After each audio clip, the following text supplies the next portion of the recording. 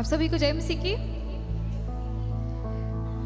ये बहुत अच्छा लग रहा है आप सबको यहाँ पे देख के and I am super excited. आज मैं बहुत खुश हूँ कि आज हम साथ में मिल के प्रभु की आराधना करेंगे। जो वीक में करते हैं प्रभु की आराधना, मे बी अकेले बैठ के या अपने परिवार के साथ बैठ के, आज हम इतने बड़े परिवार के साथ बैठ के हम परमेश्वर के इकलौते परमेश्वर के जो जीवित है उसकी आराधना करेंगे। Are you guys happy for that? या मैं रिक्वेस्ट करूंगी डेस्मिन से कि वो एक वचन पढ़े हमारे बीच में और आप ध्यान से सुनिएगा कि वचन क्या कहता है। ये प्रकाशित वाक्य उसका 19, 6 और 7 है। कहता है हालेलुया, क्योंकि प्रभु हमारा परमेश्वर शक्तिमान राज्य करता है। आओ हम आनंदित और मग्न हो और उसकी स्तुति करें, क्योंकि मेमने का विवाह आ पहुंचा है और उसकी दुल्हन ने अपने आप को तैयार कर लिया है। अगर आप थीम पढ़ रहे होंगे ऊपर, क्या कहता है?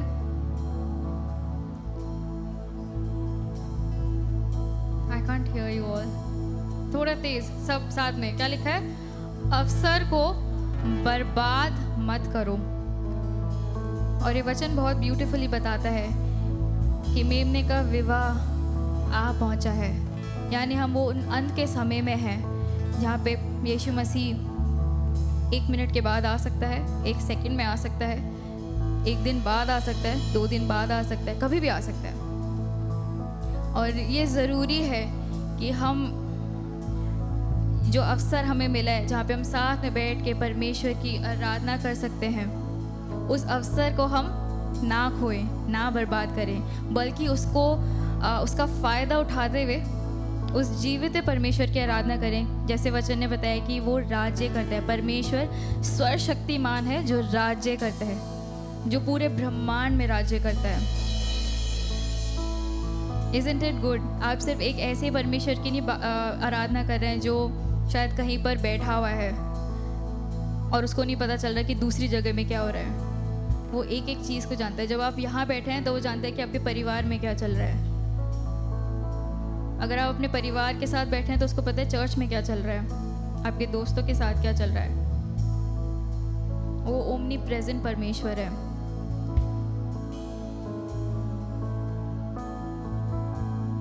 तो इस अवसर का फ़ायदा उठाए। I would encourage, as I was encouraging the team also, कि ये अवसर हमें मिला है कि हम परमेश्वर की आराधना करें, तो उसका फ़ायदा उठाएं पूरी तरीके से।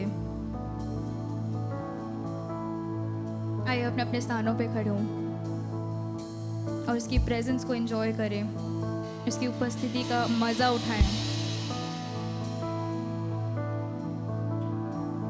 उसके प्रेजेंस में मगन हो।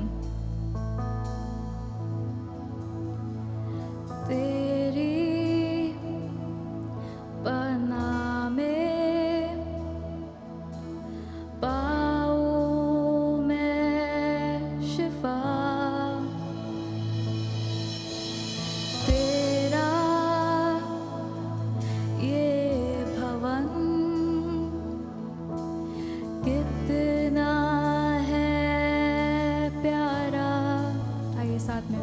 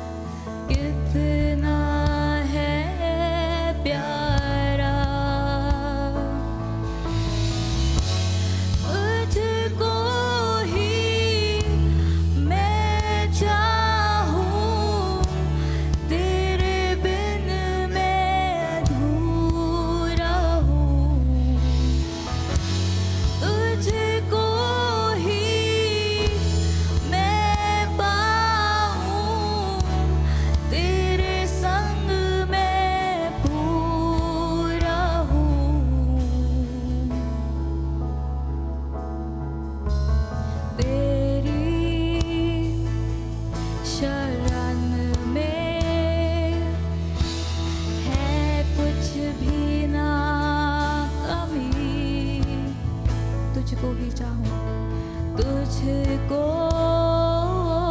ही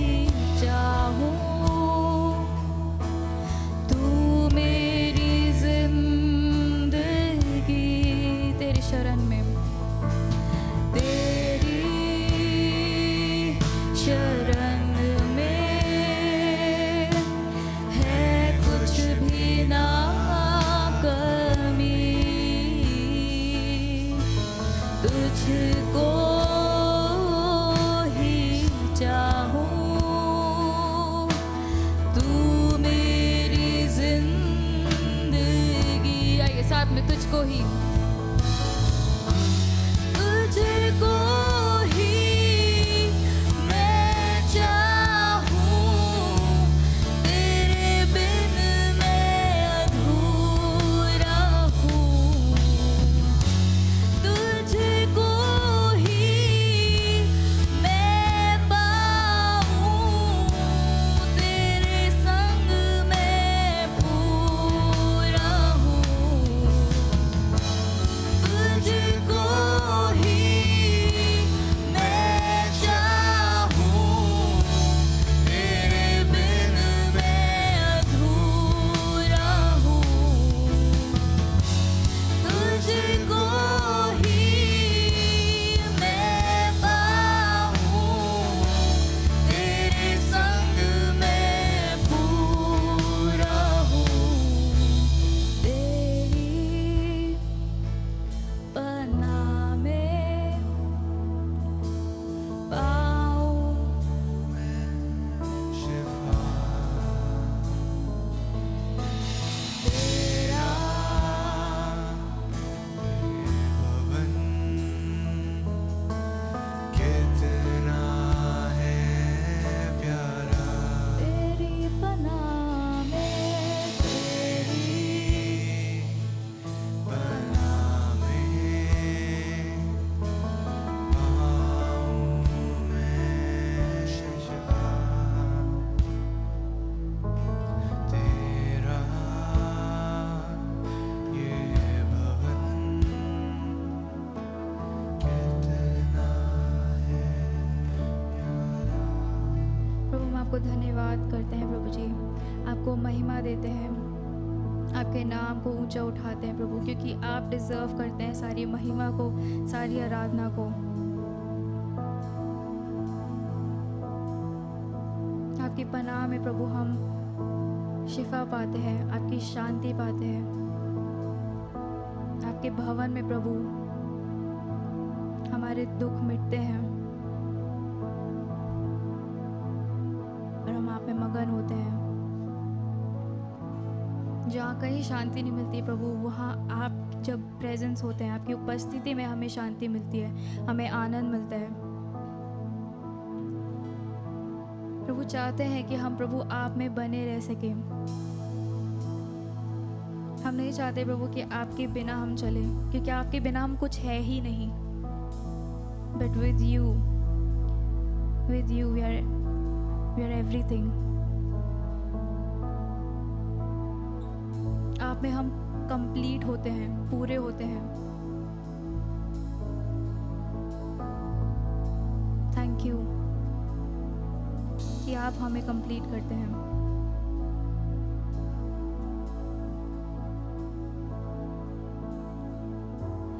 तुझको ही मैं चाहूं, तेरे बिन मैं अधूरा हूँ, तुझको ही मैं पाऊं, तेरे संग मैं पूरा हूँ, तुझको ही मैं चाहूं, तेरे बिन मैं अधूरा हूँ, तुझको ही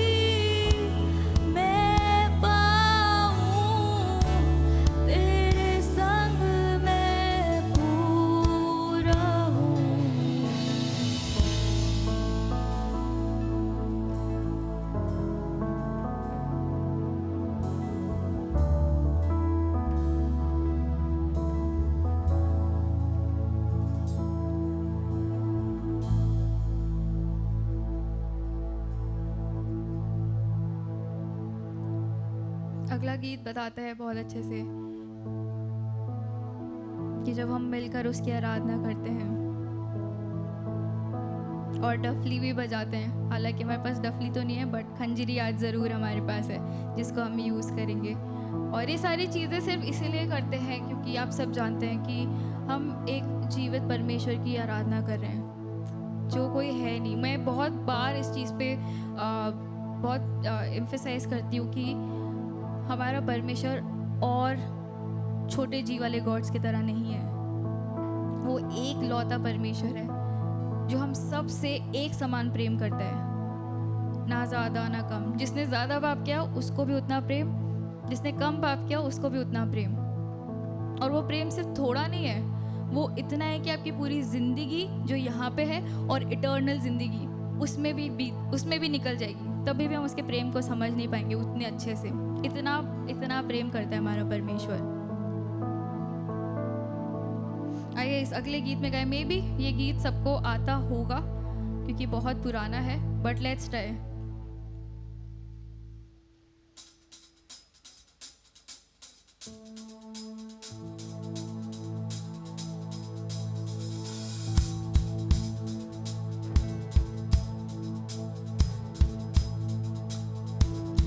मिलकर हम सभी यीशु की स्तुति करे, रूह में गा गा के, क्योंकि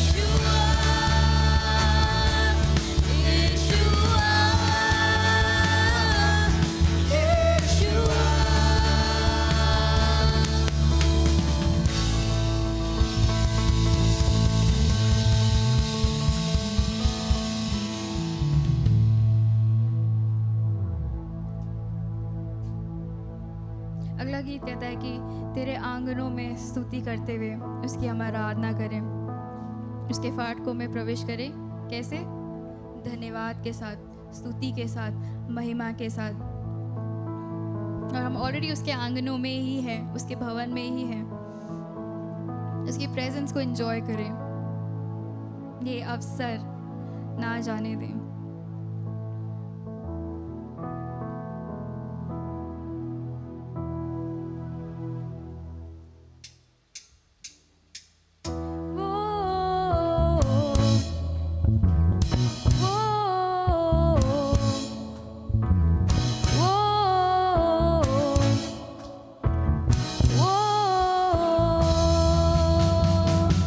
तेरे मंदिर में स्तुति हो यीशु राजा की। और ये गाना हम लोगों ने पहले किया था, इफ़ यू रिमेंबर, राइट? किस किस को याद है कि ये गाना हम लोगों ने पहले किया था?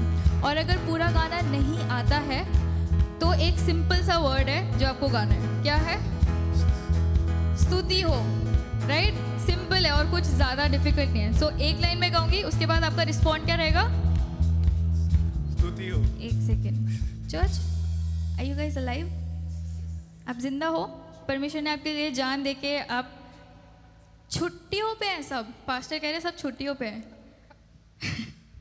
ये भी एक्चुअली आप इंजॉय कर सकते हैं। सिर्फ गोवा या कहीं और जाके आप इंजॉय नहीं कर सकते। यहाँ पे परमेश्वर की उपस्थिति में जो आनंद मिलता है वो शायद गोवा की गर्मी में या कहीं और नहीं मिलेगा।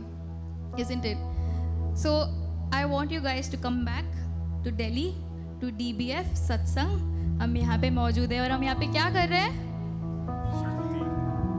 स्तुति कर रहे हैं, स्तुति कर रहे हैं परमेश्वर की। कुछ लोग हैं जो यहाँ पे रिस्पॉन्ड नहीं करते, विच आई हैव ऑब्जर्व, क्योंकि यहाँ से दिखता है। I would request and encourage them to also respond, क्योंकि आप रिस्पॉन्ड मुझे नहीं कर रहे हैं, आप रिस्पॉन्ड सीधा परमेश्वर को कर रहे हैं। परमेश्वर की उपस्थिति यहाँ पे मौजूद है। Are we believing that? Right? तो अगर आप रिस्पॉन्ड करें तो आप मुझे रिस्पॉन्ड नहीं कर रहे हैं। मैं तो क्या है, मैं आऊँगी, गा के चली जाऊँगी। I am enjoying God's presence. जब प्रभु मुझसे पूछेगा, मैंने तुझे समय दिया था आराधना करने के लिए, प्रैक्टिस करने के लिए, मैं बोलूँगी हाँ प्रभु मैंने किया है, I was faithful in that. मैं आपका जवाब नहीं दे पाऊँगी। और क्या पता, शायद आप ये मौका आपके हाथ से निकल जाए परमेश्वर को आराधना देने का। एक रीज़न हो सकता है कि या तो परमेश्वर ने आपकी ज़िंदगी में कुछ नहीं किया हो, बट ऐसा हो ही नहीं सकता है, पॉसिबल ही नहीं है ना? तो क्या ऐसा रीज़न है कि आप आराधना नहीं दे पा रहे हैं? Please find that out, because it is very important. ये बहुत ज़रूरी है कि आप परमेश्वर को आराधना दे रहे हैं। और आप आराधना तभी दे सकते हैं जब आपका रिश्ता परमेश्वर के साथ मजबूती का है। अगर रिश्ते में कहीं प्रॉब्लम है तो शायद हम चूक जाएंगे थैंक यू बोलने के लिए।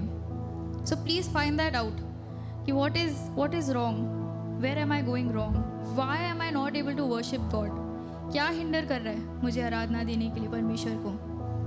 But we will continue to worship God. गीत अगेन क्या बोलता है? स्तुति हो। किसी भी हालातों में, किसी भी परिस्थिति में मैं क्या करूँगा? स्तुति करूँगा। Okay, let's start again.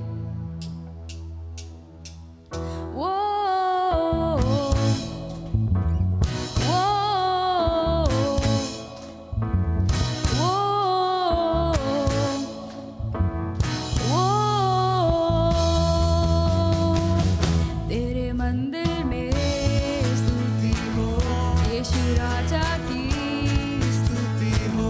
सारे दूतों के संग मिलके करे स्तुति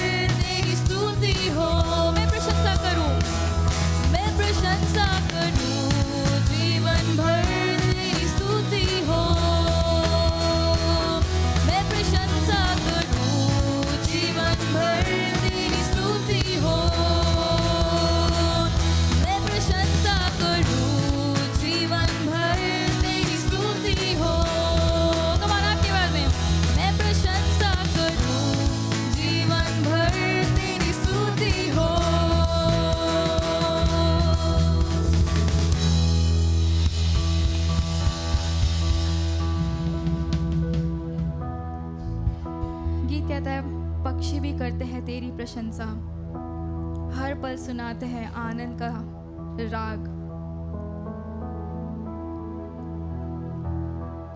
आइए हम अपने मनों को परमेश्वर की ओर लगाएं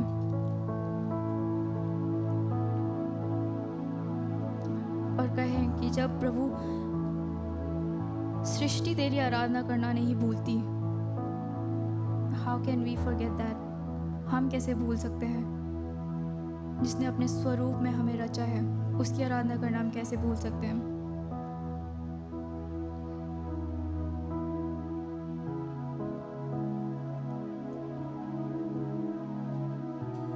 सारा ब्रह्मांड एक पल भी नहीं चुकता है परमेश्वर की महिमा करने के लिए, परमेश्वर की आराधना करने के लिए। हर पल, चाहे वो सूरज हो, चाहे वो चांद हो, चाहे वो तारे हो, चाहे वो पक्षी हो, चाहे वो चींटियां हो, हर पल they are worshipping God. Take this time to thank God for what he has done. ये समय ले और परमेश्वर को धन्यवाद दे जो कुछ उसने किया है। पक्षी भी करते हैं तेरी प्रशंसा, पक्षी भी करते हैं तेरी प्रशंसा, हर पल सुनाते हैं आनंद का राग। मेरी भी भक्ति तुझे ग्रहण हो, हृदय से प्रार्थना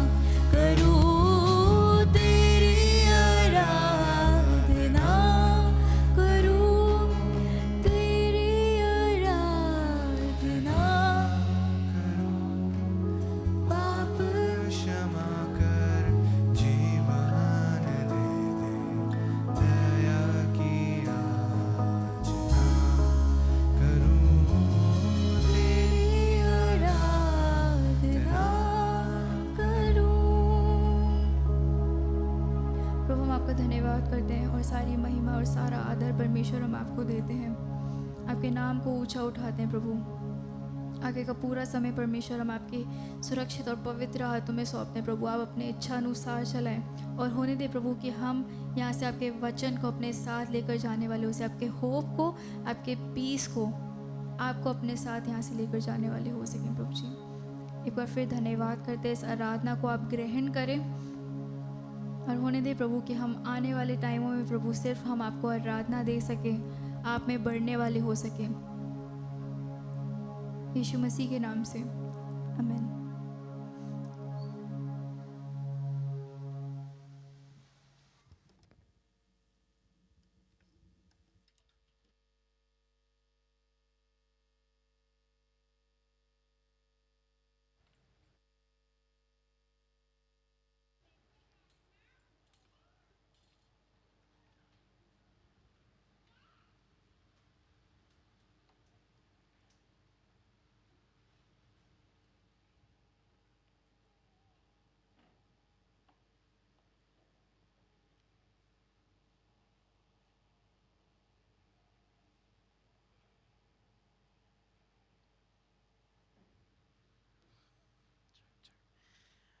आप सभी को जय मसीह की।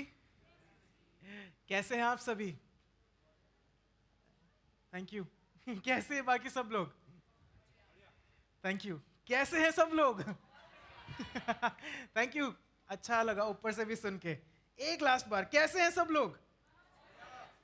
बिल्कुल। देखिए आज का जो थीम है ना, वो बिल्कुल फिट बैठता है सर्विस की हर एक एस्पेक्ट में। मतलब हमें मौका मिला है, अवसर मिला है यहां आने का। आमेन। हमें अवसर मिला है आराधना करने का। आमेन। हमें अवसर मिला है कि एक साथ फेलोशिप करने का। यस। हमें अवसर मिला है रिस्पॉन्ड करने का भी, है ना। घर में तो अलग तरीके से रिस्पॉन्ड करते हैं ना, यहां पे सॉफ्ट हो जाते हैं रिस्पॉन्स में। बहुत अच्छा। एक स्तुति ने एक चीज कहा था कि अवसर को खराब मत करें, अवसर को जाने ना दें। यानी अगर प्रभु अगले सेकंड आ जाए तो ये प्रैक्टिस सेशन वहां प्रैक्टिकल होगा, लेकिन अगर हम तैयार ही नहीं है तो वहां जाके भी विल बी लाइक। सच्ची बोल रहा हूं मैं, क्योंकि जो वर्शिप लीडर्स होते हैं वो देख पाते हैं कांग्रेगेशन के हर एक व्यक्ति को कि कितना ज्यादा हम एंजॉय कर रहे हैं परमेश्वर को आराधना देने में। परमेश्वर को आराधना देने में एंजॉय कितना कर रहे हैं। क्यों? इसलिए मैं बोल रहा हूं क्योंकि ये वो समय है जब प्रभु हमसे बात करेगा। हम एक्साइटेड है ना? Isn't it? है ना, एक्साइटेड है। लेकिन क्या हम उतना ही एक्साइटेड होते हैं प्रभु को आराधना देने के लिए? ये भी सवाल है। क्या हम उतना ही एक्साइटेड होते हैं प्रभु को आराधना देने के लिए? क्यों? क्योंकि हम सुनने के लिए तो तैयार हैं, प्रभु से आशीष पाने के लिए तो तैयार हैं, लेकिन क्या हम उसी तैयारी से प्रभु को धन्यवाद देने के लिए भी तैयार हैं? है ना। गीत हम इसलिए गाते हैं, साज हम इसलिए बजाते हैं ना। हम लोग बहुत बार कहते हैं कि दाऊद की तरह हमें आराधना करनी चाहिए। दाऊद बेसुध होकर आराधना करता था। हम कितना % हैं वहां तक? बेसुध होने के लिए नहीं बोल रहा मैं, लेकिन आराधना प्रभु को धन्यवाद देने के लिए। सो आइए हम आज वचन में जाएंगे। जैसे मैं कह रहा था कि आप एक्साइटेड हैं, प्रेज गॉड। अच्छा लग रहा है देख के कि हम सब एक्साइटेड हैं। आइए हम अपने आप को तैयार करें। जब हम परमेश्वर के वचन में जाते हैं, प्रार्थना करते हैं और अपने आप को प्रभु के हाथ में सौंपते हैं। जो प्रभु हमसे बात करना चाहते हैं वो हमें समझ में आए। आइए लेट्स प्रे। पिता परमेश्वर, हम धन्यवाद देते हैं कि आप हमारे बीच उपस्थित हैं। आभारी हैं प्रभु कि हमें ये सौभाग्य मिला है कि हम आपकी आराधना कर सकें। Lord, it is a privilege for us to glorify you. It is a privilege for us to worship you. It's a privilege for us to give you thanks. ये हमारे लिए सौभाग्य है। धन्यवाद देते हैं ये अवसर जो आपने हमें दिया है कि हम यहाँ पे एकत्र होके आपकी आराधना कर सके। और प्रभु इन सभी गीतों के द्वारा प्रभु हमने यही कहा है, प्रभु तेरा धन्यवाद हो तेरी आशीषों के लिए, तेरा धन्यवाद हो तेरी सुरक्षा के लिए, तेरा धन्यवाद हो जो अनंत जीवन की आशा आपने हमें दी है, उसके लिए आपका धन्यवाद हो। इस समय प्रभु हम सब तैयार हैं कि हम आपसे सुन सके। प्रभु हमारे कान खुले हैं, हमारा दिल खुला है। प्रभु जी आप हम सभी से बात करें, हम सभी को उत्साहित करें, और जब हम यहाँ से जाएं तो प्रभु चैलेंज्ड होके जाने पाएं और अपने जीवन में एक नया दृष्टिकोण लेके जाने पाएं, ये प्रार्थना करते हैं। सरादर महिमा प्रभु यीशु मसीह आपको मिले, यीशु मसीह के नाम से, आमेन। सो एक पिक्चर है जो मैंने आप सबके लिए लगाई है स्क्रीन पे। यस, आप पढ़ पा रहे हैं? थोड़ा पेड़ के पीछे छुप गया ये, लेकिन कोई पढ़ पा रहा है? क्या लिखा है? 5 and dime। 5 and dime, आप में से कितने लोग ने सुना है 5 and dime स्टोर के बारे में? ऑफ कोर्स जो भारत से बाहर के हैं तो उनको जरूर पता होगा। यस, ये जो आप स्क्रीन पे देख रहे हैं ये एक अमेरिकन स्टोर है, बड़ा ही फेमस स्टोर है जिसका नाम है 5 and dime। हाँ, और ये स्टोर अगर मैं बोलूं तो इंडिया के हिसाब से जूडियो की तरह है। जूडियो किसी को पता है ना? खुशी आ गई सब में कि यार वहीं पे मिलते हैं सारे कपड़े। मैंने भी वहीं का पहना हुआ है। ये काट देना, सरोजनी नगर नहीं जाता मैं अब। जूडियो गए ना हम सब ने देखा है। जूडियो किस चीज के लिए फेमस है? बहुत अच्छे कपड़े, बहुत ट्रेंडी कपड़े। अरे जो गए हैं वो बताइए। हाँ तरुण, गुड जॉब ना। वहां पे जो है अच्छे कपड़े बहुत ही कम दाम में मिलते हैं। हाँ, अच्छे कपड़े बहुत ही कम दाम में मिलते हैं। उसी तरीके से 5 and dime स्टोर भी है। जब आप इसके बारे में पढ़ेंगे, 5 and dime स्टोर का जो फाउंडर है उनका नाम है FW वुलवर्थ। हाँ, और ये जो है he was one of the most successful businessman in America in that time. उस समय में, काफी समय पुरानी बात है, उस समय में ये जो है अमेरिका के अंदर बहुत ही सक्सेसफुल बिजनेसमैन थे। और जब आप 5 and dime स्टोर के बारे में पढ़ेंगे, इसकी शुरुआत की जो कहानी है वो बहुत ही सुंदर है। ये जो वुलवर्थ है, ये वुलवर्थ व्यक्ति जो है, ये एक हार्डवेयर स्टोर के अंदर क्लर्क का काम करते थे। अब जैसे हार्डवेयर स्टोर में होता है, काफी सारी इन्वेंट्री जो होती है, काफी लाखों का सामान या हजारों का सामान जो होता है हार्डवेयर स्टोर के अंदर, या तो यूज नहीं होता है या तो कभी कभार जो है पुराना हो जाता है, क्योंकि लोग बहुत कम लेने आते हैं उस कुछ आइटम्स को। ठीक है, इसी तरीके से जिस हार्डवेयर स्टोर में वुलवर्थ काम करते थे वहां पे भी यही हालत थी। वहां पे भी जो है काफी सारा सामान अनयूज्ड था। हाँ, या फिर लोग कम आते थे उसको लेने के लिए। सो वुलवर्थ जो है वो स्मार्ट व्यक्ति थे। हाँ, उन्होंने क्या किया, उन्होंने सोचा कि इतनी सारी इन्वेंट्री अनयूज्ड पड़ी है, तो ये अनयूज्ड इन्वेंट्री को जब हम दिखाएंगे तो ये बिजनेस कभी भी प्रॉफिटेबल दिखेगा ही नहीं, क्योंकि आपका सामान बहुत खाली पड़ा है ना, अनयूज्ड पड़ा है। तो इन्होंने जो है अपने बॉस को एक आइडिया दिया और इन्होंने बोला कि सर, ये जो अनयूज्ड इन्वेंट्री है, क्यों ना इसको हम सेल पे लगा देते हैं। हाँ, अनयूज्ड जो इन्वेंट्री है इसको हम सेल पे लगा देते हैं बहुत कम दाम में। पहले तो इसके बॉस ने अग्री नहीं किया कि यार तू मेरे को लॉस करवा देगा, लेकिन जब वुलवर्थ ने ज्यादा फोर्स किया तो अब जाके जो है उसके बॉस ने बोला अच्छा ठीक है, तू जो है हमारे स्टोर के बीच में एक टेबल लगा ले और जो भी सामान अनयूज्ड है, हाँ, एक ऐसी बेकार पड़ा है जो बिक नहीं रहा है, उसको लगा ले और उसको तू जो है जैसे तेरे को बेचना है वैसे बेच ले। ठीक है, वुलवर्थ ने क्या किया, उसने उन सब सामान को 10 सेंट में बेचना शुरू कर दिया। 10 सेंट का मतलब इंडिया के हिसाब से आई थिंक 50 पैसे या 10 पैसे होगा, मतलब कौड़ियों के भाव। हाँ, कौड़ियों के भाव। क्या लगता है क्या हुआ होगा? सेल सक्सेसफुल हुई होगी? बिल्कुल, हम इंडियन है, हम तो हाँ ही बोलेंगे, isn't it? हाँ, हम तो हाँ ही बोलेंगे। और यही हुआ, जब ये सेल लगी, इट वाज सो सक्सेसफुल कि इसके जो बॉस है उसने बोला तू फिर से लगा ले, और सेकंड सेल उससे भी ज्यादा सक्सेसफुल हुई। तो जब ये चीज होने लगी तो वुलवर्थ ने सोचा यार मैं सेल लगा रहा हूं, क्यों ना स्टोर ही खोल देते हैं। तो इन्होंने जो है अपने बॉस से बोला कि सर आप स्टोर खोल देते हैं। तो बॉस जो है इतना इंथुजियास्टिक नहीं था, वो थोड़ा लेजी व्यक्ति था, तो इसलिए जो है उसने बोला तेरा प्लान काम नहीं करेगा। क्यों? तू कहां से ढूंढेगा अनयूज्ड सामान और उसको सेल पे लगाएगा। ठीक है, कुछ समय तक तो वुलवर्थ जो है डिसअपॉइंटेड रहा कि यार पता नहीं चलेगा कि नहीं चलेगा, लेकिन एक दिन उसने बोला कि कोई बात नहीं, मुझे पता ये चल रहा है, ये अपॉर्चुनिटी है मेरे पास, लगा देते हैं। और जब उसने लगाया, वो स्टोर शुरू किया, वो समय था और ये समय है, it is one of the most, he became one of the most successful businessman in that time. उस समय वो one of the most successful businessman में गिने जाते थे. तो जब ये स्टोर शुरू हुआ, उसके कुछ सालों बाद एक जर्नलिस्ट ने ये वुलवर्थ के उस समय के बॉस से इंटरव्यू किया और उससे पूछा कि आपको कैसा लग रहा है कि आपका एम्प्लॉय इतना सक्सेसफुल हो चुका है. तो ध्यान से देखिएगा वो क्या कहता है. वो कहता है, सुनिएगा ध्यान से, कहता है, जहां तक मैं समझ सकता हूं, वुलवर्थ को अस्वीकार करने में मेरे द्वारा बोले गए प्रत्येक शब्द की कीमत मुझे लगभग $10 लाख पड़ी है इस समय.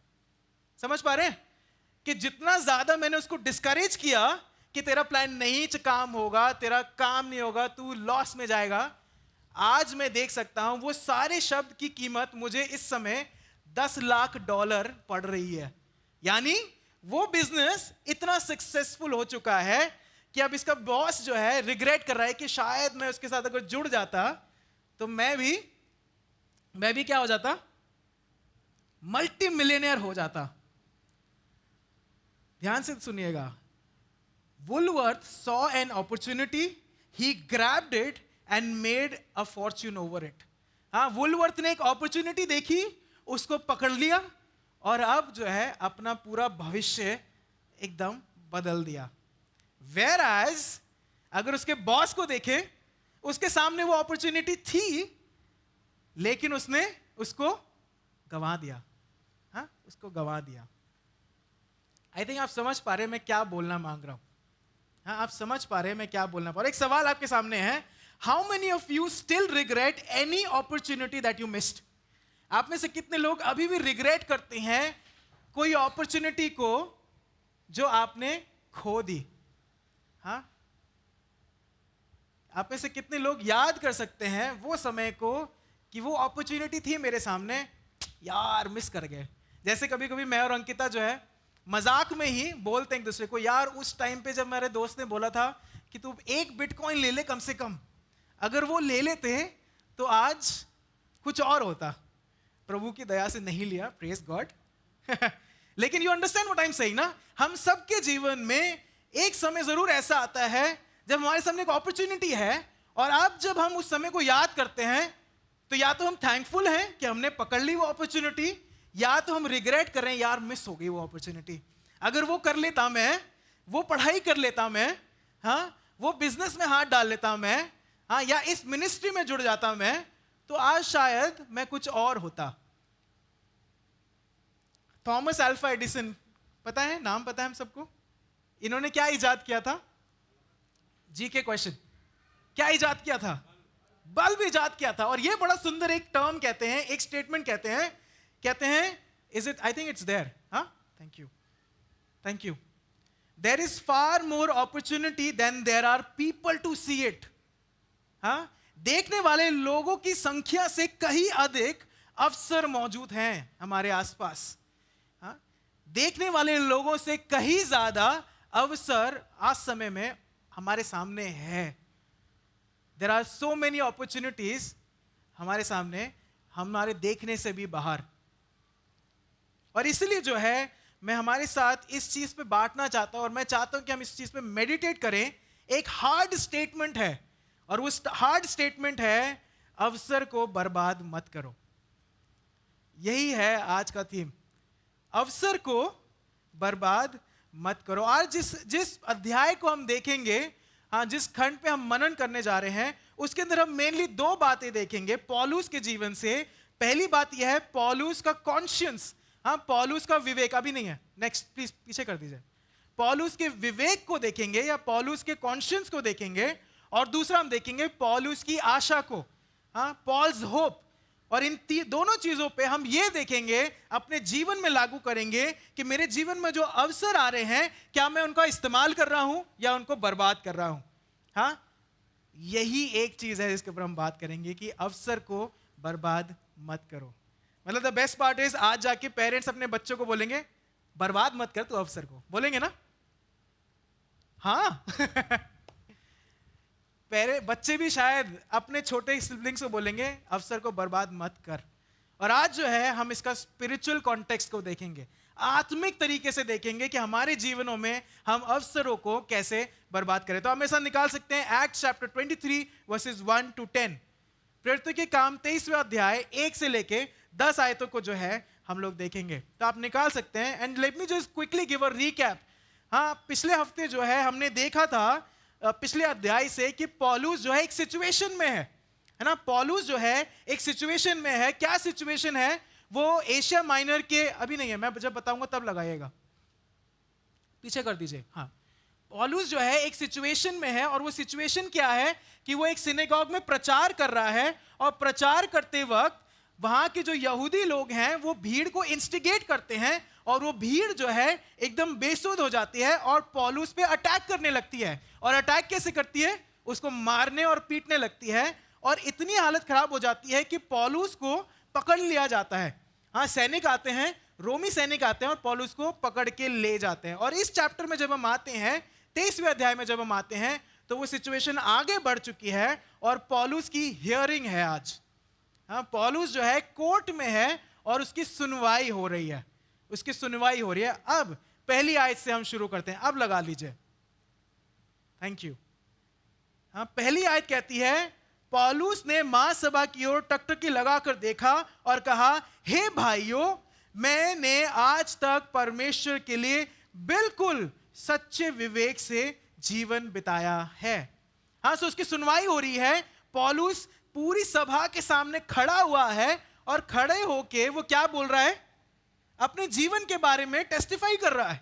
यही कर रहा है ना वो? हाँ, अपने जीवन के बारे में टेस्टिफाई कर रहा है और वो ये कह रहा है that every action that he did with a clear conscience। वो ये कह रहा है कि उन्होंने जो भी कार्य किया बहुत साफ विवेक से किया है।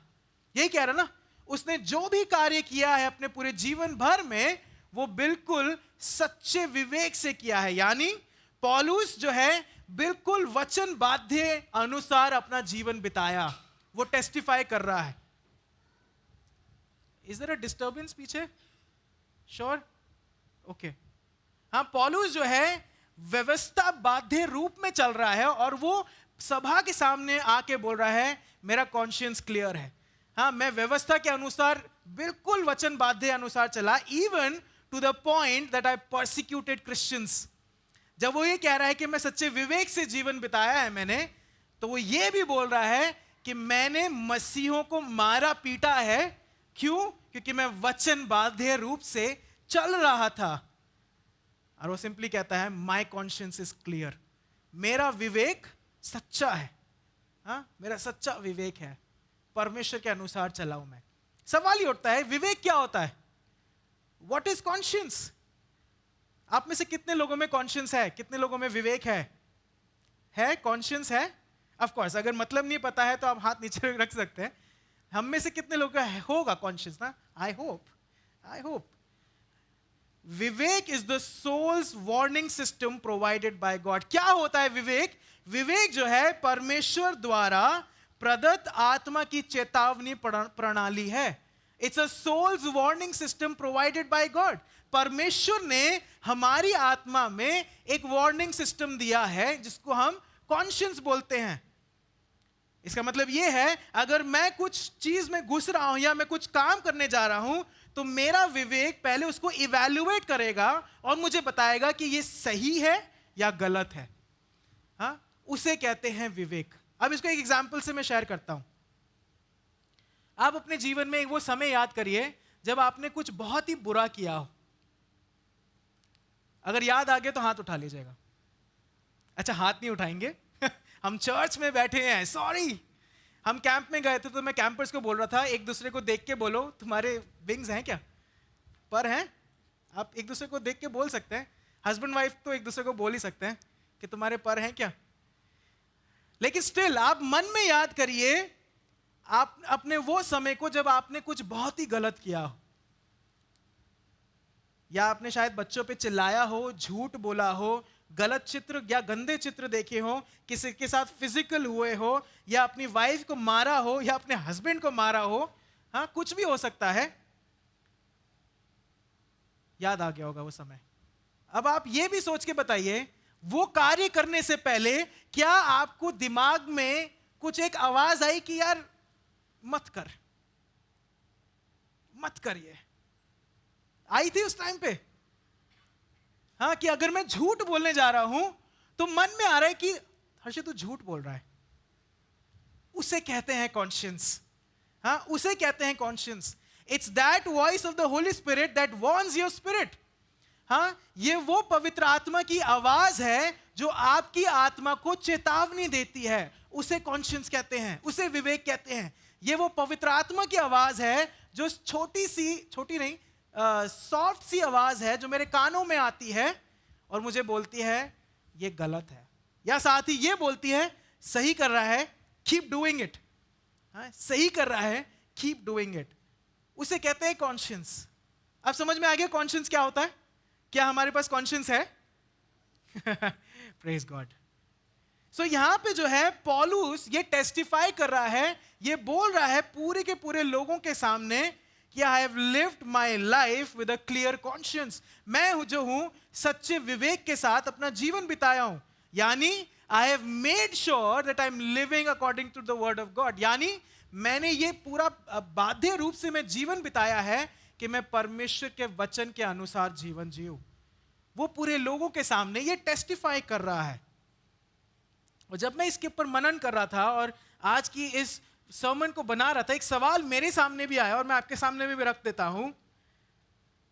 Are you also living your life with a clear conscience?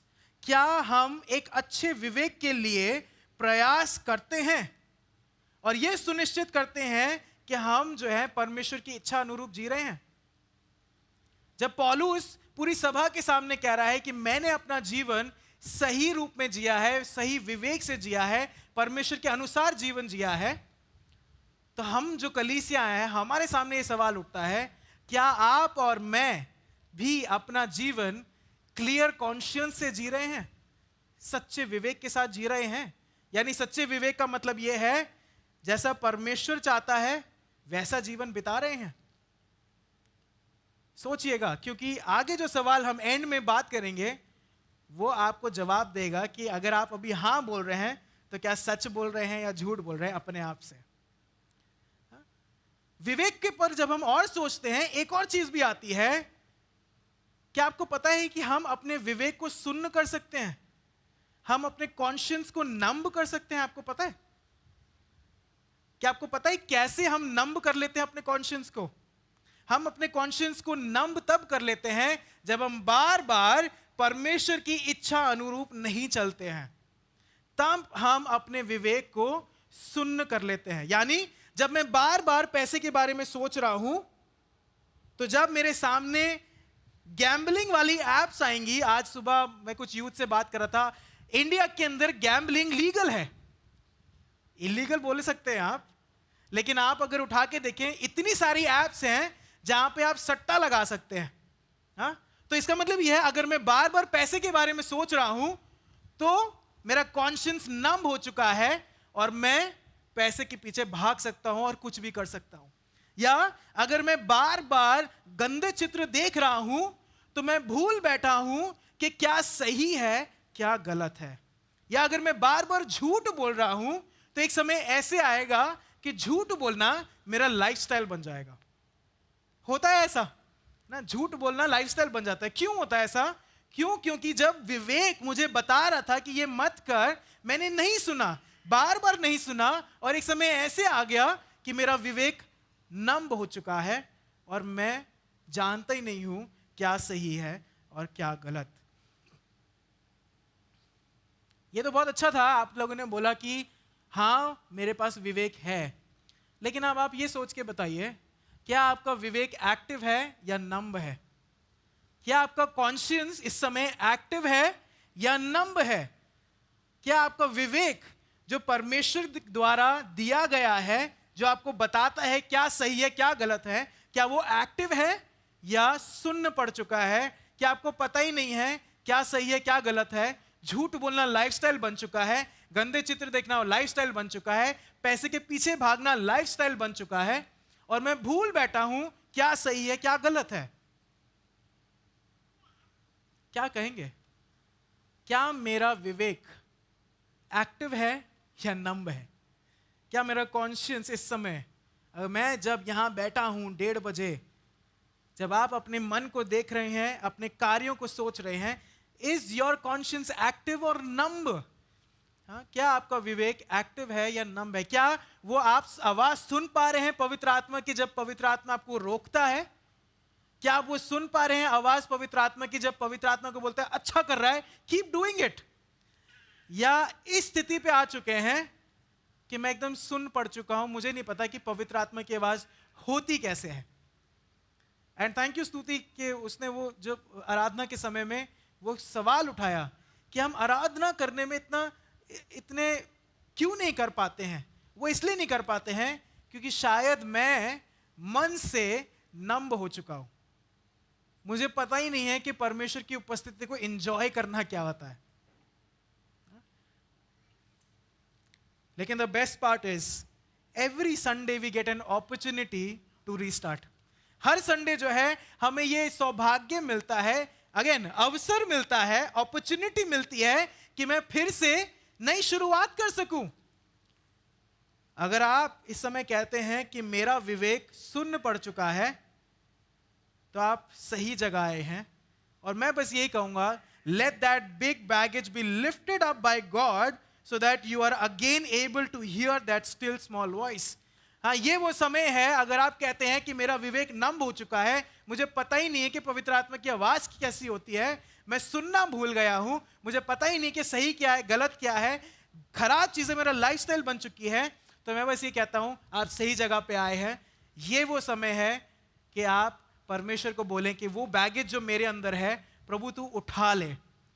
हाँ, जो मेरे ऊपर बोझ है प्रभु तू उठा ले, जिससे मैं तेरी आवाज सुन सकूं। एक बड़ा अच्छा और सुंदर वचन हम देखते हैं बाइबल के अंदर, जेम्स 4:8, याकूब 4:8, और इसके अंदर जो है बड़ा क्लियर इंडिकेशन हमें मिलता है हमारे आत्मिक जीवन के बारे में। क्या कहता है याकूब 4:8? पढ़ दीजिए कोई।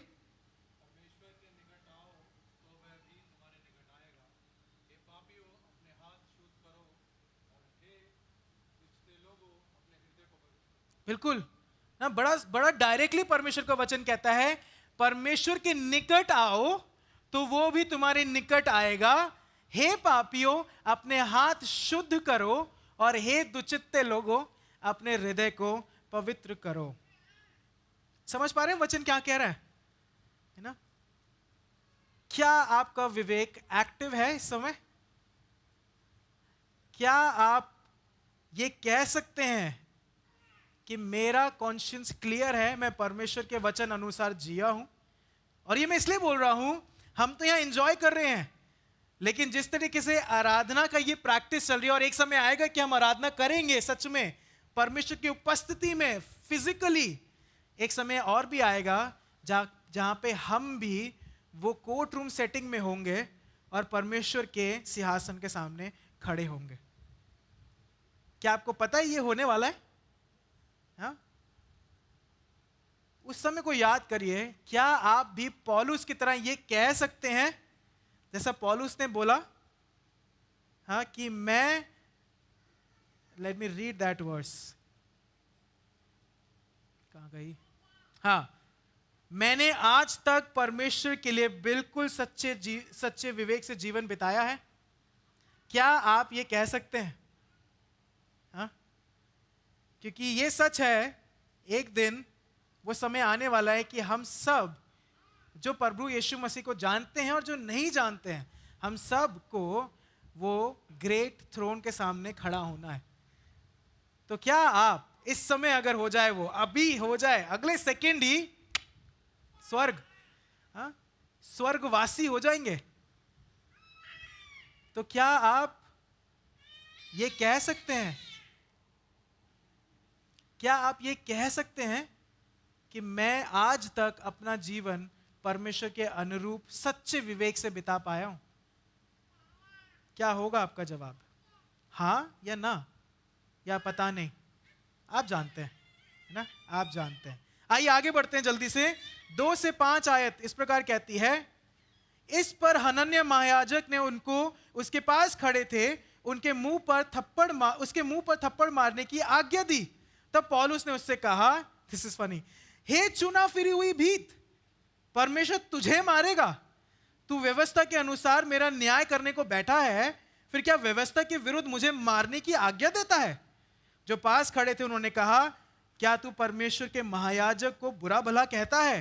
पौलुस ने कहा, हे भाइयों, मैं नहीं जानता था कि ये महायाजक है, क्योंकि लिखा है, अपने लोगों के प्रधान को बुरा ना कहे। हाँ, सो जब पौलुस ने बोला सबके सामने कि मैं आज तक सच्चे विवेक से परमेश्वर के अनुसार जीता आया हूं, तो वहां खड़े लोगों को पसंद नहीं आया। हाँ, पसंद नहीं आया ना। और क्या होता है, जो महायाजक है वो क्या आज्ञा निकालता है? क्या आज्ञा निकालता है? इसे जोर से थप्पड़ मारो, कोई यही आगे निकाल रहा है ना। लेकिन जब आप इसको ध्यान से पढ़ेंगे, वो सिर्फ एक थप्पड़ मारने के लिए नहीं बोल रहा है। हाँ, वहां खड़े लोगों को बोल रहा है इसे थप्पड़ मारो। इसका मतलब ये है, he is asking them to punch him hard. हाँ, वो ये बोल रहा है इसे मारो, इसका मुंह तोड़ो और इसको थप्पड़ों से लाल कर दो। वो है मूड यहां पे, जब यहां पे वो बोल रहा है। लेकिन आप बताइए, किसने आज्ञा दी थप्पड़ मारने की? किसने आज्ञा दी? किसने आज्ञा दी? कन्विक्शन के साथ बोलिए, किसने आज्ञा दी? महायाजक ने दी। कौन होते हैं महायाजक? परमेश्वर का सेवक है ना वो, है ना। हनन्याह महायाजक है वो। हाँ, he is the high priest. और जब आप हनन्याह महायाजक जो ये नाम है इसके बारे में पढ़ेंगे, he was the most corrupt high priest of that time. उस समय का सबसे धूर्त और सबसे भ्रष्ट, हाँ, धूर्त और भ्रष्ट महायाजक था वो वहां का। क्या विडंबना है ना ये, such an irony. He is a priest, हाँ, वो याजक है, महायाजक है, परमेश्वर का सेवक है, लेकिन वहां के लोगों के बीच उसकी क्या कैरेक्टर बन चुका है कि यार ये बड़ा करप्ट आदमी है, इसे दुआ कराओगे तो पैसे मांगेगा, हाँ, इसको घर पे बुलाओगे तो तुमसे 1.5 लाख रुपए मांगेगा घर घर आने के सिर्फ। हाँ, और अगर तुमने इसके बारे में कुछ बोल दिया तो गुंडे बुलवा के तुम्हारे घर में तुमको पिटवा देगा। यही बात हो रही है वहां पे। हाँ, he is a high priest, परमेश्वर का सेवक है ये, जो ये कह रहा है इसको थप्पड़ मारो, थप्पड़ मार के इसका मुंह लाल कर दो, वो बोल रहा है ये। और इसको पौलुस क्या बोलता है? हे चुना फिरी हुई भीत। हाँ, पौलुस बोलता है हे चुना फिरी हुई भीत। इवन यीशु मसीह भी कहते हैं ना, व्हाइट वॉश टोम्ब। यीशु मसीह भी सेम चीज कहते हैं। इसका मतलब क्या है, क्या बोलना चाह रहे हैं वो? हाँ, पौलुस बेसिकली ये कह रहा है कि तू सामने बैठा है और व्यवस्था के अनुसार तू न्याय करने वाला व्यक्ति है, लेकिन तू जो कार्य कर रहा है वो व्यवस्था के विपरीत है। और इसलिए पौलुस कहता है तू बाहर से तो हाई प्रीस्ट दिखा रहा है अपने आप को, लेकिन तू अंदर से एकदम सड़ा गला व्यक्ति है, एक मुर्दा के अनुसार है। यही बोल रहा है जब वो चुना फिरी हुई भीत बोलता है उसको। देखिए, मैं आपके सामने इसलिए लेके आ रहा हूं, I want us to notice this irony. मैं चाहता हूं कि हम नोटिस करें, ये विडंबना को नोटिस करें। हाँ, कि बाहरी रूप से तो हाई प्रीस्ट है, हाँ, straight collar, straight, low voice, hallelujah always, लेकिन अंदर से वो कैसा है? एक मुर्दा है, अंदर से वो मुर्दा है। और पौलुस उसको बोलता है हे चुना फिरी हुई भीत। और मुझे ये बताइए, क्या आज भी ऐसे लोग हैं? क्या आज भी ऐसे लोगों को हम देखते हैं? क्या आज भी ऐसे लोग हैं जो चुना फिरी हुई भीत के समान हैं, कि बाहर से तो हम बहुत स्पिरिचुअल होंगे लेकिन अंदर से हम मुर्दे के समान हैं? हाँ, बाहर से तो हम व्हाइट कपड़े पहन के आएंगे, सॉरी मैं पहन के आ गया, और सॉरी आप लोग जो पहन के आ गए, आपको नहीं बोल रहा हूं, ठीक है, अगले हफ्ते से लगता है सब लोग ब्लैक पहन के आएंगे। सी, बाहर से तो हम बहुत स्पिरिचुअल दिखाएंगे, लेकिन अंदर से मैं एक मुर्दा की तरह हूं। ऐसे लोग होते हैं ना आसपास। लेकिन परमेश्वर का वचन हमारे सामने यही बात को इसलिए लेके आता है, और ये मेरी प्रार्थना है, और मैं कहना चाहता हूं, you do not become one. मैं यही कहना चाहता हूं, आप ऐसा मत बनिएगा ना, आप ऐसा मत बनिएगा। आपको प्रभु ने लंबी उम्र दी है, प्रेज गॉड। हाँ, प्रभु आपको अलग अलग लोगों के बीच में रखेगा, प्रेज गॉड अबाउट इट। लेकिन यहां पे पौलुस जब मेंशन कर रहा है, हमारे लिए ये बात आती है, हम ऐसे ना बने। सिंपल एज दैट ना। मैं दूसरों के बारे में कुछ नहीं कहना चाहता, मैं ये भी नहीं कहना चाहता कि लोग ऐसे हैं वैसे हैं। मैं हमारे बारे में बात करना चाहता हूं, मैं अपने बारे में बात करना चाहता हूं, और आप अपने बारे में सोचिए। My prayer is this: like Paul, you should also be able to say boldly that I have lived my life with a clear conscience, being faithful to the Lord Jesus Christ. मेरी प्रार्थना यही है जब मैं ये sermon दे रहा हूं, जिस तरीके से पौलुस ने लोगों के सामने, हाँ, पूरी सभा के सामने बोल्डली बोला कि अभी तक जैसे मैं जीवन बिताता आया हूं, परमेश्वर के अनुसार, परमेश्वर के वचन के अनुसार बिताता आया हूं। मेरी प्रार्थना यह है, हम भी जब परमेश्वर के सामने जाएं, हाँ, उस सिंहासन के सामने जाएं, तो मैं भी बोल्डली वहां खड़े होकर बोल सकूं कि प्रभु, मैं तेरे वचन के अनुसार अभी तक जीता आया हूं। तेरे को ग्रहण तो किया है, लेकिन ग्रहण करने के बाद भी मैं एक विश्वास योग्य विश्वासी के रूप में जीता आया हूं। बेसिकली अगर बोलूं, you are not missing any opportunity in living faithfully towards Jesus. अगर मैं बोलूं, आज के थीम में अगर फिट करूं, तो आप कोई भी ऐसा अवसर नहीं गवा रहे हैं परमेश्वर के अनुसार जीने में। I hope I am making sense. क्या आप समझ पा रहे हैं? हाँ, कि मैं कोई अवसर नहीं गवा रहा हूं परमेश्वर के अनुसार अपना जीवन बिताने में। आखिरी आयतों में चलते हैं, 6 से 10 आयतों को प्लीज जल्दी से कोई पढ़ दीजिए।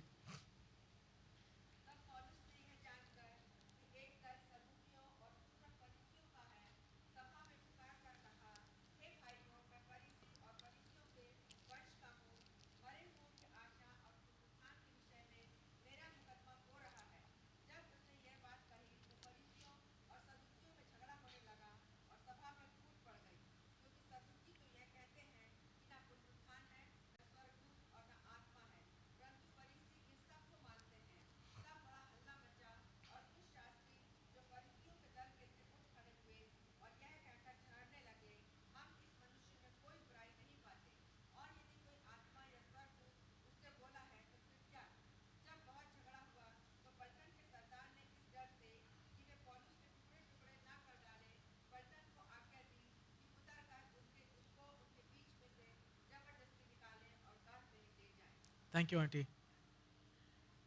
Paul is a smart guy ना। पॉल दिमाग से बहुत तेज है कि नहीं है ना? यहां पे क्योंकि वो खुद फरीसी है, उसको पता है फरीसी और सदूकियों में क्या चीज है कि अगर हल्का सा बोल दो तो क्या एटम बॉम्ब फूट सकता है। हाँ, पौलुस ने वो अपॉर्चुनिटी देखी और हल्के से चिंगारी मारी और फट गया सब। यही हो रहा ना यहाँ पे। हाँ, वो अपॉर्चुनिटी देखी and he did not miss it. अगर बोलूं तो वो वुल्सवर्थ है, और वुल्सवर्थ का बॉस नहीं है। हाँ, ही इज लाइक वुल्सवर्थ, कि उसने वो अपॉर्चुनिटी देखी and he did not miss it. और जब हम इसको देखते हैं, एक सवाल मैं आपके सामने लेके आता हूं, बड़ा गंभीर सवाल है। आर क्रिश्चियन और इज क्रिश्चियन कम्युनिटी डिवाइडेड? क्या मसीह समाज विभाजित है? अगर हां बोलते तो हां उठा सकते हैं हाथ। आई विश हम ये पूरा हाथ देख सकते और इसको डाल सकते कि हम कहते हैं मसीह समाज डिवाइडेड है। क्या आपको लगता है क्योंकि हम मसीह समाज डिवाइडेड है, गैर विश्वासी लोग इस विभाजन का इस्तेमाल अपने फायदे के लिए कर सकते हैं? कर सकते हैं ना? आप जाइए, इंडिया में जाइए, मसीहों की जो जमीन प्रभु की ओर से उन्हें मिली थी, आज वो सब खत्म हो चुकी है। प्रभु की ओर से जो आशीष मिली थी वो सब खत्म हो चुकी है। क्यों हो चुकी है? क्योंकि विभाजन है। क्या लगता है ये विभाजन से गैर विश्वासियों के सामने क्या इंप्रेशन जाएगा मसीहों का? चलो छोड़ दीजिए, मसीह बड़ी समाज को तो छोड़ दीजिए। Are we united here? क्या हम इस कलीसिया में एकजुट हैं? आप जानते हैं। चलो इसको और फोकस लेके आते हैं। वचन के अनुसार पहली कलीसिया मेरा परिवार है। As a family are you united? क्या आप अपने परिवार में एक हैं? क्या आपके परिवार में आपकी एकता है? आप जानते हैं। अगर आप इस पैसेज को ध्यान से देखेंगे और पिछले अध्याय से जोड़ते चलेंगे तो जो रोमी सोल्जर जो इसको पकड़ के लेके आए थे वो भी यहां पे हैं, वो भी सभा में हैं। सिर्फ हाई प्रीस्ट नहीं है, सिर्फ याजक लोग नहीं है, वो लोग भी हैं जो यहोवे को नहीं जानते हैं, जो यहूदी नहीं है, वो लोग भी इस सभा में उपस्थित हैं। और वो क्या देख रहे हैं? फरीसी और सदूकी हल्की सी बात में लड़ रहे हैं और बड़ा कहता है झगड़ा होने लगा उनके बीच में। What do you think? क्या इंप्रेशन, क्या टेस्टिमनी गई होगी? क्या गई होगी? इन सदूकियों फरीसियों के पास वो अपॉर्चुनिटी थी कि वो बता सके कि यहोवा है कौन। भले यहूदी हैं, बता सकते थे ना, बता सकते थे कि यहोवा कितना महान है। They had an opportunity, they wasted it. उन्होंने बर्बाद कर दी वो अपॉर्चुनिटी। और मेरे को ध्यान से सुनिएगा मैं क्या बोल रहा हूं। यदि हम अपने बीच, अपने परिवारों के बीच विभाजित हैं तो हम हर पल लोगों को यीशु के लिए जीतने का अवसर बर्बाद कर रहे हैं। Am I making sense? If we are divided amongst us, every second we are wasting an opportunity to win people for Jesus. अगर हम अपने बीच अलगाव है, डिवाइडेड है, तो हम हर सेकंड वो अपॉर्चुनिटी खो रहे हैं लोगों को प्रभु यीशु मसीह में जीतने के लिए। क्या आप एक हैं? और ये बहुत चीज जरूरी है जो हमें देखना जरूरी है। आगे बढ़ते हैं जल्दी से। हाँ, भले ही पौलुस ने जो है झगड़ा करा दिया वहां पे, हाँ, हल्की सी चिंगारी मारी और पूरा का पूरा जल गया सब चीजें। लेकिन अगर आप देखें जो पौलुस ने बोला है वो गलत नहीं बोला है। छठी आयत को जब हम देखते हैं तो पौलुस क्या कह रहा है? पौलुस कह रहा है मरे हुओं की आशा और पुनरुत्थान के विषय में मेरा मुकदमा हो रहा है। यही बोला ना उसने, तो इसमें क्या बुरा बोला उसने? हाँ, पौलुस जो है लोगों के सामने टेस्टिफाई कर रहा है यीशु मसीह के वजह से, यीशु मसीह के द्वारा अगर मैं आज मर जाऊं तो मैं स्वर्ग जा रहा हूं और एक दिन मेरा पुनरुत्थान होगा। यही बोल रहा है ना वो यहाँ पे। भले उसकी वजह से झगड़ा हो गया, लेकिन वो टेस्टिफाई कर रहा है उसकी खुद की आशा क्या है। हाँ, उसकी आशा को हम देख सकते हैं। There is nothing wrong in it. भले इसकी इस स्टेटमेंट ने लड़ाई करा दी, लेकिन जब आप इसको और गंभीरता से देखेंगे, Paul got an opportunity to share his hope through Jesus Christ and he shared it. पौलुस को वो एक छोटा सा विंडो मिला कि वो लोगों को बता सके यीशु मसीह के द्वारा उसका पुनरुत्थान होगा। उसको वो छोटा सा विंडो मिला and he did not miss it. भले ही झगड़ा हो गया वो अलग बात है, लेकिन उसने लोगों के सामने बता दिया कि अगर मैं आज मर जाऊं तो स्वर्ग जा रहा हूं।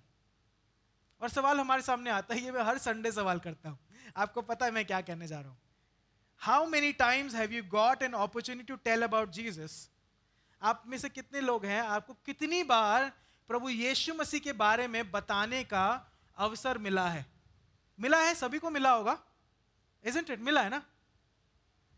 Did you miss it or did you what? Did you use it? Did you miss it or did you use it? जब हम कहते हैं कि हमें अवसर मिला है प्रभु यीशु मसीह के बारे में बताने का, तो क्या आपने उसको इस्तेमाल किया या उसको बर्बाद कर दिया? इफिसियों 5:15 और 15 से 17 कहता है, इसलिए ध्यान से देखो कि कैसी चाल चलते हो, निर्बुद्धियों के समान नहीं परंतु बुद्धिमानों के समान चलो, अवसर को बहुमूल्य समझो क्योंकि दिन बुरे हैं, इस कारण निर्बुद्धि ना हो पर ध्यान से समझो कि प्रभु की इच्छा क्या है। कैसा जीवन हम जीते हैं? How are we living our life? कैसे हम अपना जीवन जी रहे हैं? Are we using every opportunity that we are getting from God to grow in our life? कैसे आप अपना जीवन जी रहे हैं? आप जानते हैं, क्या आप हर एक उस अवसर को इस्तेमाल कर रहे हैं जो परमेश्वर आपके जीवन में लेके आ रहा है, जिसके द्वारा आपके जीवन में बढ़ोतरी हो, आपके करियर में बढ़ोतरी हो, आपकी फैमिली में बढ़ोतरी हो, साथ ही प्रभु यीशु मसीह के बारे में आप बता सकें। आप उस अवसर को क्या खो दे रहे हैं या उसका इस्तेमाल कर रहे हैं? आप जानते हैं, हाँ? आप जानते हैं। जब हम देखते हैं इस पूरे अध्याय को, पौलुस जो है उस कोर्ट रूम में है, सभा के सामने है, उसकी सुनवाई हो रही है। और जैसे मैं कह रहा था, वो सवाल आता है, अब हम सब का भी एक दिन यही होने वाला है। हम सब भी वो उस सिंहासन के सामने खड़े होंगे और हमें बताना पड़ेगा कि हमने कैसा इनफैक्ट बताना नहीं पड़ेगा, बाइबल कहती है किताबें खोली जाएंगी, है ना? किताबें खोली जाएंगी। आपका अकाउंट क्या कहता है? कितने करोड़ रुपए हैं, ये नहीं पूछ रहा हूं मैं, है ना? वो नहीं पूछ रहा हूं मैं, लेकिन आपका अकाउंट क्या कहता है? क्योंकि बाइबल कहती है 2 कोरिन्थियों 5:10, क्योंकि अवश्य है कि हम सब का हाल मसीह के न्याय आसन के सामने खुल जाए, कि हर एक व्यक्ति अपने अपने भले बुरे कामों का बदला जो उसने देह के द्वारा किए हों पाए। एक दिन ऐसा होगा, एक दिन हम सबके काम खुल जाएंगे। जिस तरीके से पौलुस ने उस सिंहासन जो उसके सामने था, उसके सामने बोला, मैं आज तक परमेश्वर के लिए बिल्कुल सच्चे विवेक से जीता आया हूं, क्या आप भी ऐसा कह पाएंगे? हाँ, 3 सवाल आते हैं हमारे सामने और इन सवालों पे मैं खत्म करूंगा। हाँ, पहला सवाल आता है, is your conscience clear before the Lord? क्या आपका विवेक सच्चा है परमेश्वर के सामने? क्या आपका विवेक सच्चा है? यानी परमेश्वर के साथ समय बिताना, परमेश्वर के लिए जीना और परमेश्वर के बारे में बताना, क्या आप कर रहे हैं? क्या आपका कॉन्शियंस क्लियर है परमेश्वर के सामने, उसकी व्यवस्था अनुसार जी रहे हैं? Did you live a life of example through unity? Sorry, English थोड़ी गड़बड़ होगी इसमें, लेकिन स्टिल, क्या आप एकतापूर्ण अपना जीवन बिता पा रहे हैं? एक उदाहरण स्वरूप जीवन बिता रहे हैं? क्योंकि अवसर वो भी है हमारे पास। और तीसरा, did you use every opportunity to tell about Jesus? क्या आपने हर एक उस अवसर का इस्तेमाल किया है प्रभु यीशु मसीह के बारे में बताने के लिए? आप जानते हैं, अवसर प्रभु ने हमें बहुत दिए हैं। अगर आप आज यहां बैठे हैं, यह भी एक अवसर है आपके लिए। प्रभु ने, कोई है यहां पे ऐसा जो बोल सकता है कि प्रभु ने मुझे वंचित रखा है किसी चीज से? वंचित को कैसे बोलेंगे? What do you mean by वंचित? Can you say that God has not fulfilled any of my needs? कोई नहीं कह सकता ये। अगर कह सकता है तो मुझसे बाहर मिलेगा। हम नहीं कह सकते, लेकिन शायद ये सुनने में कठोर लगे, लेकिन मुझे ये अवसर मिला है बोलने का, तो मैं बोलूंगा। अवसर को बर्बाद मत करिए। Your money will not save you, your ministry will not save you, your family will not save you. ना, आपका पैसा आपको नहीं बचा सकता, आपका जो सेवा आप कर रहे हैं वो आपको नहीं बचा सकता, है ना? आपका परिवार आपको नहीं बचा सकता। एक दिन जरूर आएगा जहां पे हमें वो सिंहासन के सामने आना पड़ेगा। और मेरी बस ये प्रार्थना है, इस वचन के अनुसार मैं किसी को हर्ट नहीं करना चाहता ना, इस वचन के अनुसार मैं सिर्फ चैलेंज करना चाहता हूं। और मेरी प्रार्थना हम सबके लिए बस यही है कि आप बोल्डली ये कह सकें कि बॉस, अभी तक जब मैं जीवन जिया हूं, सच्चे विवेक के साथ परमेश्वर की इच्छा अनुसार जीवन जिया हूं। बस यही मेरी प्रार्थना है और कुछ नहीं। आइए हम प्रार्थना करें।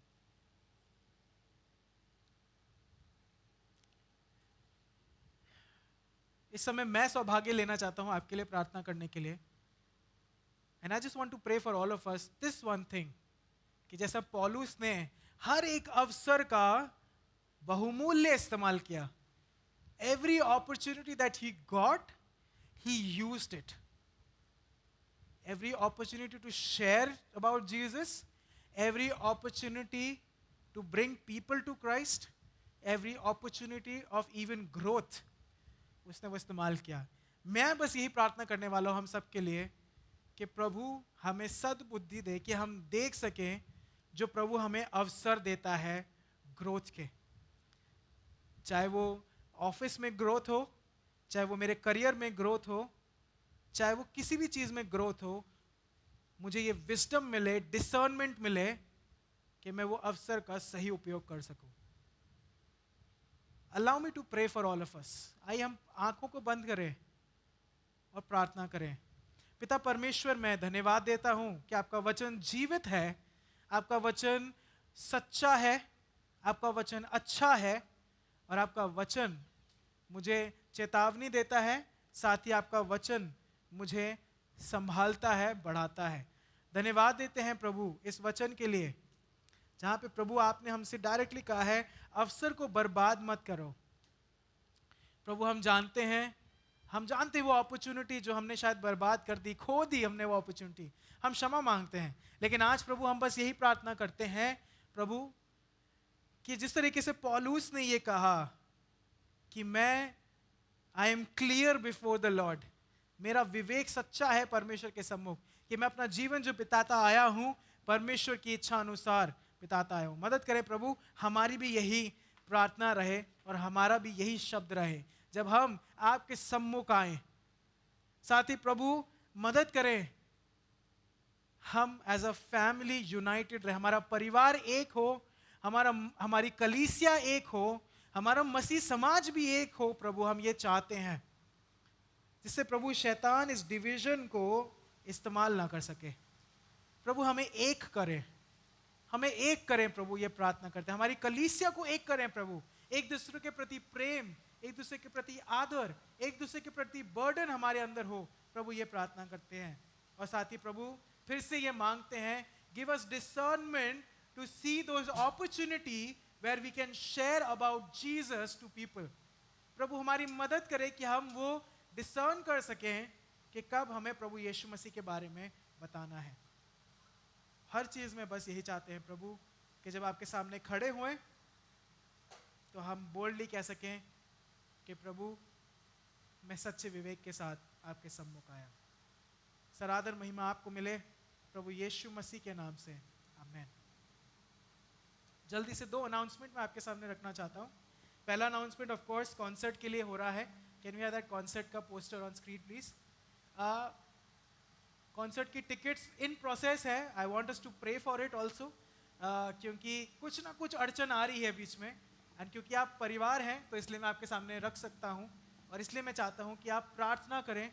सब कुछ तैयार है, एक छोटी सी चीज़ में थोड़ी रुकावट आ रही है, तो प्लीज़ आप बस ये प्रार्थना करें, क्योंकि we are live, I can not share that, बाद में मिल लेंगे तो बताऊँगा।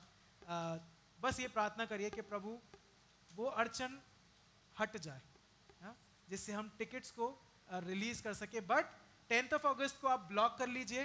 मैं बस चाहता हूं कि आप 3 तरीके से हमारी मदद करिए। पहला प्रार्थना करिए, दूसरा propagate, pray, propagate and provide. प्रार्थना करिए, लोगों को बताइए कि ये होने जा रहा है। आवर टारगेट इज कि हम 540 लोगों को होस्ट कर सकें। 540 नंबर इज बिग, 540 नंबर बड़ा है, लेकिन हम अगर कनेक्ट करें लोगों से तो छोटा है। तो इसलिए मैं चाहता हूं कि आप लोगों को इनवाइट करें, और दूसरा जैसे भी प्रभु आपको कहते हैं आप प्रोवाइड कर सकते हैं हमारे साथ जुड़ के, टीम के साथ, और साथ ही फाइनेंसेस के थ्रू। दूसरी अनाउंसमेंट है 30 जून को आप ब्लॉक कर लीजिए वो डेट। उस दिन सर्विस के बाद हम आधे घंटे के लिए थोड़ा और रुकेंगे, क्योंकि कॉन्सर्ट के लिए हम आपको ज्वाइन कराना चाहते हैं इन टीम्स। तो हम आपको टीम्स में डिवाइड करना चाहते हैं। पहली बात तो आप ज्वाइन होना चाहते हैं अवसर है भाई, अवसर है, इसलिए मैं आपके सामने रख रहा हूँ। तो इसलिए प्लीज ब्लॉक कर लीजिए 30 जून को। और उस दिन गराज सेल के बारे में हम अनाउंस कर रहे थे, उस दिन हम सामान कलेक्ट करेंगे। तो अगर आपके पास पुराने कपड़े हैं, पुराना इक्विपमेंट है, एनीथिंग जो आप इस्तेमाल नहीं कर रहे हैं, I want to be Woolsworth, okay. और मैं जो है, हम लोग जो है उसको हम लोगों को देना चाहते हैं जिनके पास नहीं है वो चीज़ें, छोटे कम दाम में, जिससे हम इस कॉन्सर्ट को सपोर्ट कर सकें, ठीक है। सो गराज सेल को आप याद रखिएगा। अब आपके पास सामान है तो ज़रूर से आप लेके आइएगा। बस यही 2 अनाउंसमेंट है। आइए हम इस समय खड़े हो जाते हैं और आखिरी गीत में हम एक साथ सम्मिलित होंगे। प्रभु ने जो बहुतायत से हमें दिया है, आइए धन्यवाद स्वरूप प्रभु को हम अपने दान और भेंटें देंगे।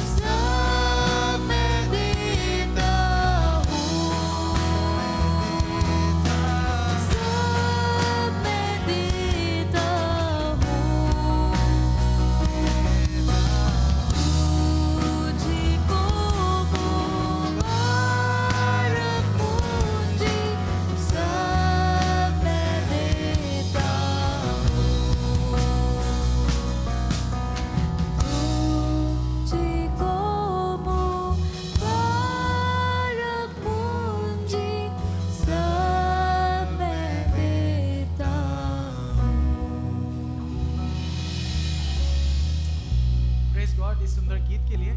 इससे पहले कि हम आखिरी प्रार्थना करें, यदि किसी का बर्थडे या वेडिंग एनिवर्सरी है इस हफ्ते में, तो आप सामने आ सकते हैं। हम आपके लिए प्रार्थना करेंगे, करना चाहेंगे। एनीबडी? ओके, आई थिंक हमें प्रार्थना करनी पड़ेगी कि और बर्थडे वेडिंग एनिवर्सरी हो। Just kidding। आइए हम प्रार्थना करें, प्रभु का धन्यवाद दें, उसके विश्वास योग्यता के लिए प्रभु का धन्यवाद दें, और जो वो अच्छा है उसके लिए प्रभु का धन्यवाद दें कि उसके अच्छाई के अनुरूप उसने हमसे बात करी है। पिता परमेश्वर, आभारी हैं कि आप हमारे बीच उपस्थित हैं, आभारी हैं कि आपने हमसे बात करी, आभारी हैं आपके वचन से आपने हमें शिक्षा दी, चैलेंज किया। धन्यवाद देते हैं, धन्यवाद देना चाहते हैं प्रभु आपकी कलीसिया के लिए और हर एक जन के लिए प्रभु, जिसने धन्यवाद स्वरूप आपको ये दान और भेंटें दी हैं। प्रभु, हमारी आपसे बस ये दरख्वास्त है कि आप इसे स्वीकार करें और इसका जो इस्तेमाल है आपके किंगडम की ग्रोथ में होने पाए, उन जगहों पे होने पाए प्रभु, जिसके द्वारा आपका जो राज्य है वो बढ़ने पाए। पिता परमेश्वर, हम सब के अंदर ये बर्डन दें कि हम आपके राज्य को और फलता फूलता देखना चाहें। इसके लिए प्रार्थना करें, अपना योगदान दें, प्रोवाइड करें। प्रभु जी, मैं प्रार्थना करना चाहता हूँ यहाँ उपस्थित हर एक व्यक्ति के लिए, हर एक परिवार के लिए। प्रभु जी, होने दें कि हम सब एक हों, हम सब के अंदर आपका प्रेम, आपका डर कायम रहे और हम सब आपके प्रति विश्वास योग्य जीने पाए प्रभु, जिससे जब आप आए तो हम ये सुन सके, गुड एंड फेथफुल सर्वेंट। अब समय शुरू होता है इटर्निटी का, स्वर्ग में। प्रभु, हमारी बस यही प्रार्थना है कि सच्चे विवेक से हम आपके अनुरूप जीने पाए। होने दें प्रभु, हम चाहते हैं यह हफ्ता जब हम शुरू करते हैं, हम हर एक अवसर को बहुमूल्य समझें, हर एक अवसर में हम बढ़ने पाएं, आत्मिक तौर से बढ़ने पाएं, इवन भौतिक तौर से बढ़ने पाएं, जिससे सबके द्वारा आपको महिमा मिले। मैं प्रार्थना करना चाहता हूं इस समय अमृत के लिए प्रभु। इस समय वो बच्चा हॉस्पिटल में है, कल रात उसका एक्सीडेंट हुआ। प्रभु, प्रार्थना करते हैं इसी घड़ी उसे चंगाई दे। जब डॉक्टर्स बोल रहे हैं कि ऑपरेशन होना है, प्रभु आप डॉक्टरों के डॉक्टर हैं, वैद्यों के वैद्य हैं, आपने हमें बनाया है, पूरे संसार को बनाया है, और इसलिए प्रभु हम आपके सम्मुख आते हैं इस विश्वास के साथ, क्योंकि आपका वचन कहता है कि जब हम आपसे प्रार्थना करते हैं, आपके नाम यीशु में मांगते हैं, तो आप हमारे लिए काम करते हैं। और इसीलिए प्रभु एज अ चर्च हम यीशु नाम से हम मांगते हैं कि आप अमृत को चंगाई दें। इसी तरीके से और भी जो लोग अस्वस्थ हैं, और भी जो लोग निराश हैं, और भी जो लोग जो इस समय परेशानी से होकर गुजर रहे हैं, प्रभु यीशु के नाम से हम ये मांगते हैं कि प्रभु उनके जीवन में चंगाइयाँ हो, उनके जीवन में सल्यूशन हो, उनके जीवन में आपका बड़ा कार्य हो। यीशु नाम से हम ये मांगते हैं। धन्यवाद देते हैं कि आपने हमारी प्रार्थना को सुन लिया है। धन्यवाद ये समय के लिए, प्यारे प्रभु यीशु मसीह के नाम से, आमीन। आइए आशीष वचन को हम एक साथ ग्रहण करें। अब जो तुम्हें ठोकर खाने से बचा सकता है और अपनी महिमा की भरपूरी के सामने मगन और निर्दोष करके खड़ा कर सकता है, उस एकमात्र परमेश्वर हमारे उद्धारकर्ता की महिमा और गौरव और पराक्रम और अधिकार हमारे प्रभु यीशु मसीह के द्वारा, जैसा सनातन काल से है, अब भी हो और युगानुयुग होता रहे। आमीन, आमीन। कृपया बैठ जाइए। आई होप आज का ये संदेश आपके लिए आशीषमय रहा होगा। इससे रिलेटेड अगर आपके कोई सवाल हैं तो आप ज़रूर से मुझसे, हमारे डीकन, हमारे एल्डर से संपर्क कर सकते हैं। लेकिन साथ ही अगर प्रभु को ग्रहण करना चाहते हैं, आप बपतिस्मा लेना चाहते हैं, इवन जो लोग यूट्यूब पे देख रहे हैं, यू आर मोस्ट वेलकम। आप ज़रूर हमसे संपर्क कर सकते हैं and would love to help you. बस यही प्रार्थना है आपका ये आने वाला हफ्ता आनंदमय हो, आशीषमय हो। प्रभु आपको आशीष दे। जय मसीह।